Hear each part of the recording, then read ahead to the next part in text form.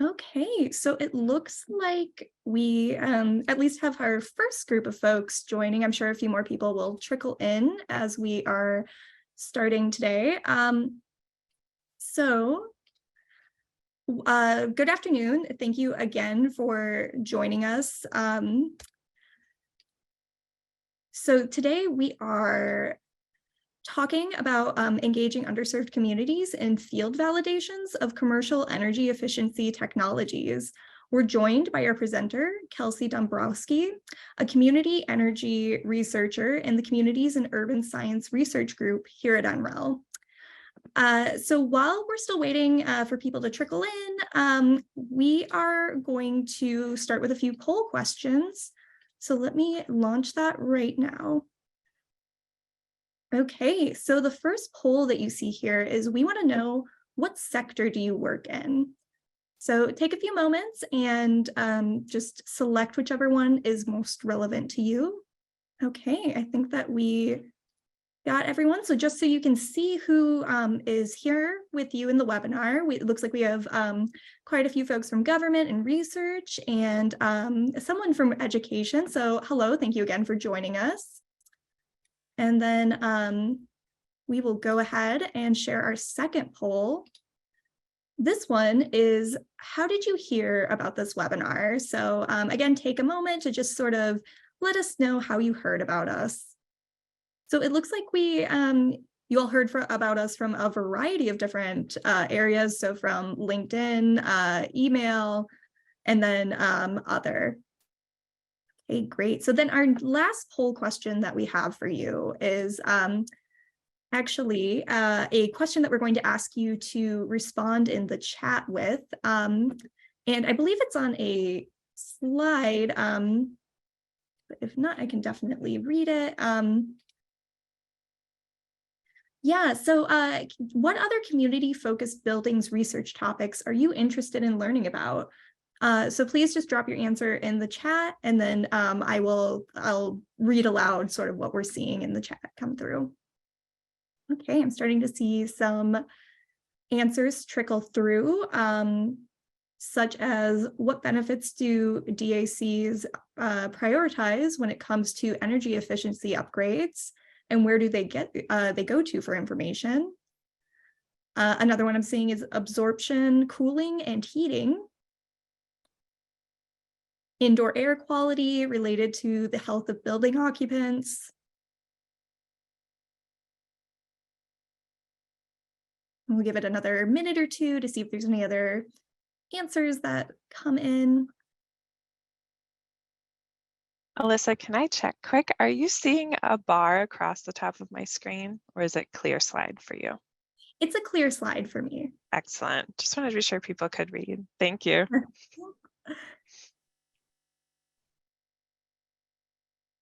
Okay. So I guess that the folks who wanted to answer that question have done so. But if you think of anything else that you want to add to the chat, like, you definitely can. In terms of questions throughout the webinar, we will be asking that you use the Q&A function. We will stop for questions around the midway point and then at the end again. So we will definitely get to any questions that come in, so you can submit them at any time. But without further ado, I'm going to turn it over to Kelsey. Great, thank you. Good morning or afternoon, everyone, depending on where you're joining us from. As Alyssa mentioned earlier, I'm Kelsey Dombrowski. I'm a community energy researcher in commercial buildings here at the National Renewable Energy Lab. And today I'm talking about a project that we've been working on for about a year. This is one of our culminating events. And today we're focusing on engaging underserved communities in field validations of commercial building energy efficiency technologies. And there's a lot of different steps along the research and development timeline that it's important to include as many voices and perspectives as possible. And this project in particular is focusing on the field validation stage. So we'll go into definitions in a little bit, but just giving you that primer. So first we'll go over some terminology. We'll talk about why this is important, why this will be and improvement, the goals of this project, how we approach this project, our findings, some of our conclusions, and then we'll have time for some Q&A. There will also be a Q&A pause around the middle of the presentation as well. So if something comes to you, feel free to put your question in the Q&A box and we'll grab it when it is relevant. So first, let's start with some terminology and definitions to be sure we're all on the same page. So as I mentioned earlier, field validation is a part of the research and development timeline when developing new technology, and it consists of the installation and evaluation of a new technology in the field. So in a building that's in normal operation, being used for typical building practices, rather than evaluating that technology in a lab. Underserved communities, for the purpose of this project, uses the U.S. Department of Energy's definition of disadvantaged communities, or DAC, that someone had mentioned earlier. And we add in groups that are typically underrepresented in the field validation process. For example, places like community serving organizations or nonprofits. And then finally, this project focuses on validation of commercial building energy technologies. So not residential technologies that would be in someone's home, but technologies that would be in commercial buildings like a business, nonprofit, community center, school, daycare, nursing home, and many multifamily buildings fall into this category. In this case, these are often small and medium in size. So traditional commercial building field validations typically occur in newer, larger, and technologically sophisticated buildings not located in underserved communities. And this is pretty limiting when we're thinking about who is engaged in these validations, the types of data we're collecting about the technology, and how it can perform in different types of buildings and buildings with different technological levels. And so it's important to broaden our range of field validation locations. So if we do this, we'll expand engagement opportunities, data collection, and really start moving in the direction of equitable decarbonization, which is one of our big goals, decarbonization for everyone. So these validations should be conducted in underserved communities, under-resourced communities, and older, smaller, and less sophisticated buildings. And it's beneficial to these technologies that are new or coming online to the field as well, getting more complete data on their performance, where they might perform well, what changes need to be made. This is another way to help teach people about new technologies that are coming out, connecting with the building owners as well as the tenants of the building, whether that's commercial tenants, as well as the occupants. And so those three groups can be different and they could all learn a little bit more about this technology, which would be hugely beneficial. And there's also the chance to increase energy savings with these improved technologies, as well as co-benefits. And co-benefits are those benefits that go beyond saving energy. So we heard from a lot of the experts we spoke with for this project that, small building owners in general have a lot of things they're trying to improve in their buildings at any given time, and saving energy may not be top of the list. But if this new technology could help solve some of their other challenges, that would be extra beneficial, and they may be more inclined to look into and adopt this technology. So some of these co-benefits include occupant comfort, improved indoor air quality, greater resilience during power outages, having greater control over their systems in the building, as well as improved operations and productivity.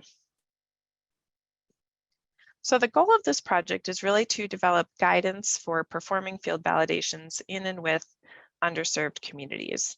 And we're producing outputs like this webinar and a quickly forthcoming guidance resource that you see an image of on the right that have specific and chronological steps that researchers or others conducting field validations can use in their partnership building and their validation process.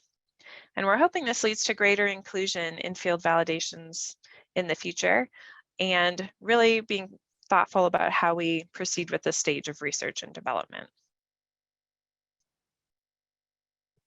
This project is also hoping to advance some of the U.S. Department of Energy Justice goals by expanding field validation opportunities, introducing new technologies, improving technology to building compatibility, creating new partnerships, and again, providing that guidance, those steps that people can take. So we approached this project from two directions. We looked at existing technical reports detailing previous field validations to identify the building characteristics that those validations commonly required. And we looked at what is typically required and where greater flexibility could be built into those characteristics to expand the buildings that could be used for field validations. We also spoke with nearly 30 experts across the energy field to ask about best practices with conducting field validations generally, but also thinking specifically about working with partners in underserved communities and how that may change the typical process. So a little bit more detail now on each of these directions. So again, when looking for the building characteristics that are common in field validation sites, we did a content analysis of existing reports, determined required and desired site characteristics when it comes to the technology being evaluated. And then we conducted a thematic analysis to determine the categories you see at the right. And we identified characteristics that may be less likely in older or smaller buildings that may occur in underserved communities and how flexibility could be built into those required or desired characteristics. And a little bit more detail on our approach to engagement and getting that guidance for engagement. Again, we spoke with almost 30 experts across the energy field. The figure at the right shows the different portions of the field that they associate with. And you'll see that there's a large portion of people associated with the National Lab Complex. And this is related to the field validation process and how a number of those are completed by researchers that work at a national lab. So to get this information from our experts, we had semi-structured conversations. The folks were in the field validation expertise area, as well as community engagement and equity, energy management, and research logistics. We conducted a thematic analysis on their responses, and we developed stages as well as themes or steps of the field validation process that researchers could then follow when they conduct their own field validation. So now getting into the findings, we'll start again with building characteristics. So 12 categories resulted from our analysis. You can see them here at the right. And again, we really thought about where flexibility could be applied across these categories. We wanted to think about ways that researchers could creatively work with older, smaller, or less sophisticated buildings and really evaluate what's needed when it comes to a field validation, considering both the building and the tested technology. So here are a few examples, and all 12 characteristics, as well as these discussion and recommendation pieces, will be in the guidance document that we're producing. So to start, electrical infrastructure as a category, some of the characteristics under this category are clearly mapped electrical infrastructure and then specific requirements around panels, circuits, and capacities, things like that. And so this information is helpful to the researcher or the person conducting the field validation, but it's also helpful information for the building owner to know this about their building if they don't already have that information. And so if this information is unavailable for some reason, maybe the building was recently sold, or maybe it's a historic building and some records have been lost over time, the research team can assist with cataloging this information, and this will give them the information they need as to whether or not the validation will be a good fit, but it's also helpful information that the building owner can then take with them and keep in their records for future use. And our second category example is internet and Wi-Fi. and many studies detailed good to excellent wireless service. And sometimes reliable service is hard to find. The building may be old and maybe a rural area or just an area with less coverage. And so while wireless service may be helpful, it's possible that many studies could proceed without this service or with a lower speed of service. But researchers still could install cellular modems for the duration of the study and also give this important feedback to the technology company that there will be limited ability to adopt this technology when it comes to internet requirements, if that is indeed required for that technology to function properly. So this is the first pause for questions that we mentioned earlier. So any questions so far, either on these building characteristic pieces or anything that was mentioned previously?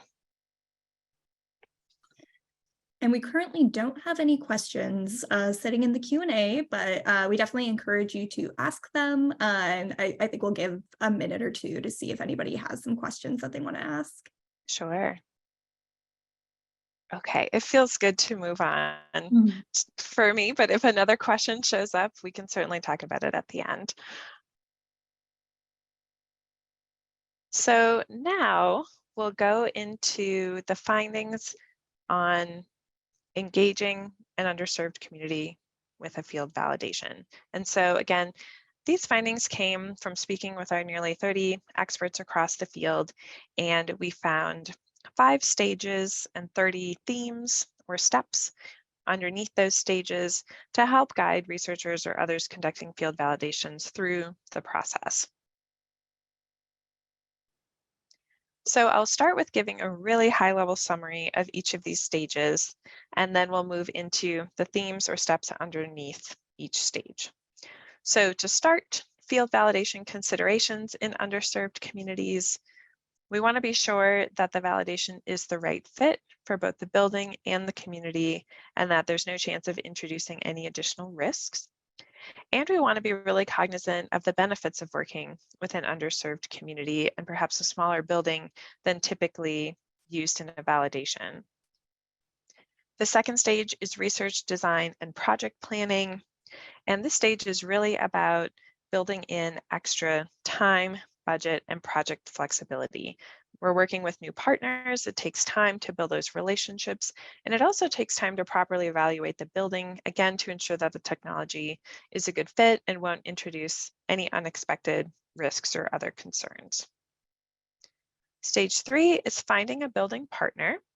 And we want to say here that it's important to work with a partner in this process as early as you can. What we heard from our experts and folks who conduct validations regularly is that this is often where this step falls, is after research and project planning. But we'd really like to encourage people to connect with a partner as early as possible. But given that this is often where this stage can land, this is where it is in this stage progression. Regardless, in this stage, it's really beneficial to engage with the community to find a partner. And this can mean working with an organization that connects the research team to their constituents who could be a building partner. Often these are referred to as bridging organizations, these connecting organizations. And so it's important for the research team to think about connecting with an organization like that, as well as with building owners and tenants. And we always want to prioritize equity when engaging with groups that may have traditionally been excluded from this process. They may have some hesitancy and questions or negative past experiences with other large organizations. So it's really important to keep all of those things in mind. Stage 4 is working with the building owner or on-site contact. And here there's a distinction. So the building owner is the individual or group who owns the building, but that person may not work in the building regularly or be local to the area. So an on-site contact may be the person that the research team engages with most regularly. So in stage 4, we need to be working closely with that person, building owner or on-site contact, always being very respectful of their time, supportive of their needs and questions, and really following through on the expectations that were set. And adding in a lot of emphasis on collaboration in this process, as well as looking to improve the function of the building. Stage 5 is after the research. And in this stage, at a high level, we want to be thinking about the validation as the beginning of a relationship with that partner and as a way to kind of keep the door open and engage that partner over time. For example, if the research team sees an advertisement for a funding opportunity that that partner may qualify for, sending that off to them, kind of really keeping that relationship alive with beneficial information is important to do after the research. And after the research, of course, we're sharing results with parties that are directly involved, such as the tenants, the building owner, the bridging organization who connected us, as well as other parties who would really benefit from learning the results of the validation, like energy program managers or utilities. And finally, we received some additional feedback that was outside of these stages of a field validation.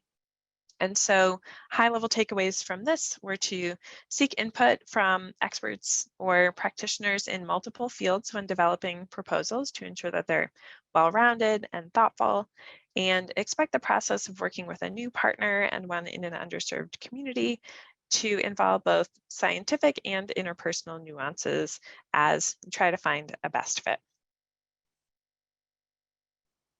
So next I'll go through the themes or steps under each stage. And these are pieces that researchers or the validation team should keep in mind as they're proceeding through this process. So under stage 1, field validation considerations in underserved communities, researchers should be sure to address energy use, emissions, and climate change, prioritize energy equity, really leverage this as an opportunity to improve technology development, increase energy efficiency technology adoption, help people feel more comfortable with this technology, always be respectful and do no harm, and communicate simply and without jargon or language that might be confusing or too technical. Stage 2 is research design and project planning, and the themes or steps that researchers should consider under this stage are to, again, really focus on research design, flexibility, including building in time to evaluate possible risks or concerns, to integrate energy equity and other metrics along with technology evaluation metrics into the study. There may even be some metrics that the building owner or on-site contact is really interested in learning more about their building. So integrating those and building flexibility into the project timeline. So how long each stage may take and the budget. So the amount allocated to each of the stages and the project overall. Under stage 3, find a building partner. Themes or steps that researchers should consider are evaluating and consulting online tools. There's a number of online tools that can give geographic and other information about different neighborhoods and areas that could be validation site candidates. To really work to understand underserved areas, especially the research area and the history that that area has. Again, working with that connector or bridging organization to find a partner and compensating that bridging organization for their time. Thoughtfully selecting a building that's a good fit for the technology and the building owner. Analyzing the technical and interior building characteristics to ensure a good fit. Thoughtfully pitching the project, again, in a very clear way, not full of scientific jargon or terminology that could be confusing. Work to solve problems beyond saving energy, again, seeking those co-benefits. Considering the unique concerns of the building owners that will vary building to building and owner to owner and what their biggest challenges are. Being very transparent and honest when communicating. And considering the unique concerns of building tenants and how those concerns may be different than those of the building owner. Stage 4 is working with the building owner or on-site contact. Themes or steps that researchers should consider under this stage are to develop clear and straightforward agreements about who's responsible for what, timelines, to identify reliable points of contact on either side of the relationship, compensate the building owner for their time contributed to the project. They are the expert on this building. To plan for disruptions and mitigate them as much as possible. For example, doing maintenance and installations during quiet times in the building. Monitor, evaluate, and maintain equipment and systems, not leaving things kind of non-functional for any longer than necessary. And consider the impacts on the owner at the end of the study. If the owner chooses not to keep the technology, what is the plan for the replacement of that technology and the removal? Stage 5 is after the research, and themes or steps under this stage are to maintain existing relationships and continue to build that connection, to offer ongoing technical support and resources as it makes sense, and to share results and findings with all groups that could benefit from learning about that. And that could be the immediate building and its occupants, but it could also be utilities who are interested in promoting that technology. It would be helpful for them to know how the validation proceeded as well. And then finally, additional feedback. The themes under this category were to develop requirements for requests for proposal that were broader than just technology validation, including other metrics, and to expand community engagement around field validations generally. And so conclusions from this project include that field validations are one way to increase engagement and accessibility of new technologies. Certainly there's a number of ways to engage with new audiences for these new technologies, and this is one way. This work also sets the stage for a shift in the typical way we approach field validation research. And that ongoing information exchange between user experiences in the building and what they're seeking from the technology and technology design is important for continued improvement. Kind of that feedback loop is very important. And that additional financial and time resources may be required when working with a new partner or in a building that may have unpredictable characteristics, but that this could also really lead to increased innovation and the application of new approaches to this work. Next steps for this project are the publication of a guidance document containing all of this information as well as more, coming just in the next couple weeks. The webinar recording of this webinar event, utilization of this guidance in upcoming validations and other projects that have a community engagement component. And this is a great examination of some of our research practices that could benefit from greater inclusivity and accessibility. So that concludes the content portion, and I'd love to hear any questions that we've received. Yeah, thank you so much, Kelsey. And we have received a few questions. Okay. So the first one that we have is, how does one know they are doing no harm? Does this involve bias training? That's a great question. I think there are a lot of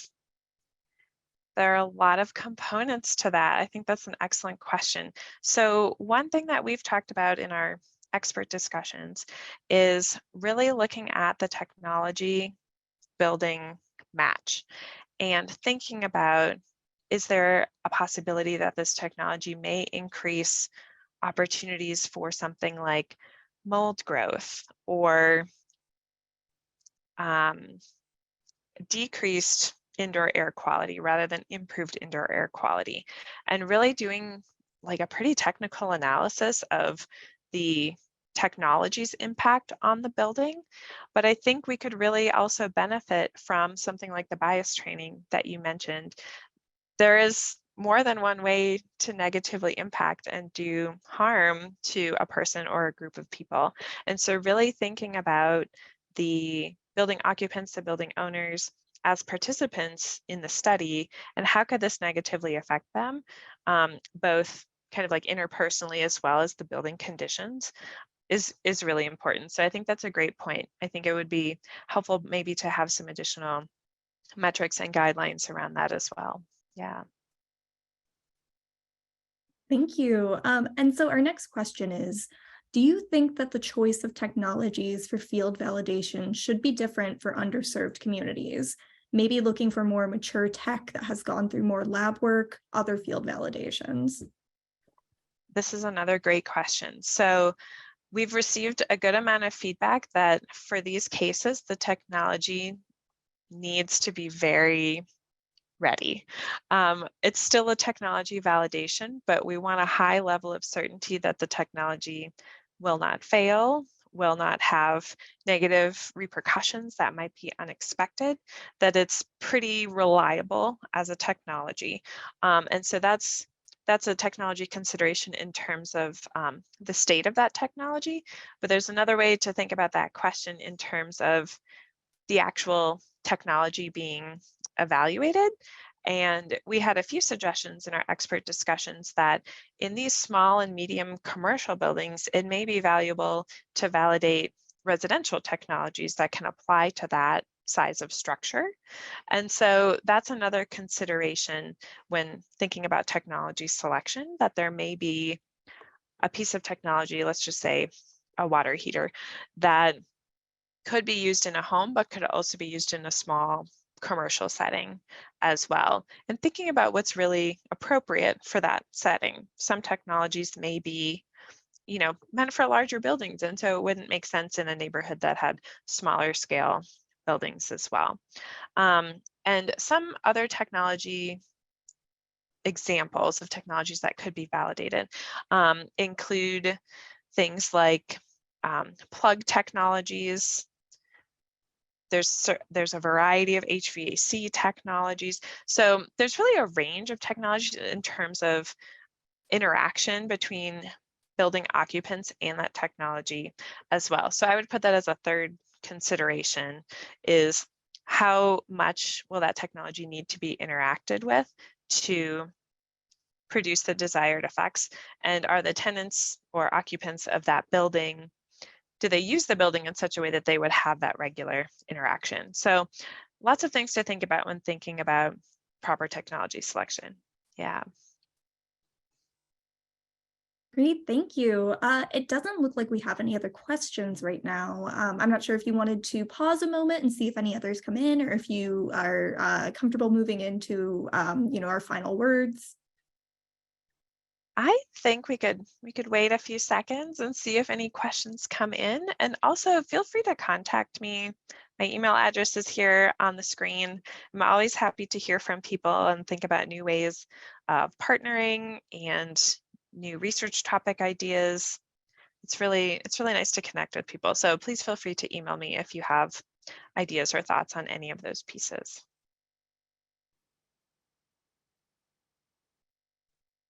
Okay, so it doesn't look like any questions have come in. Great. So I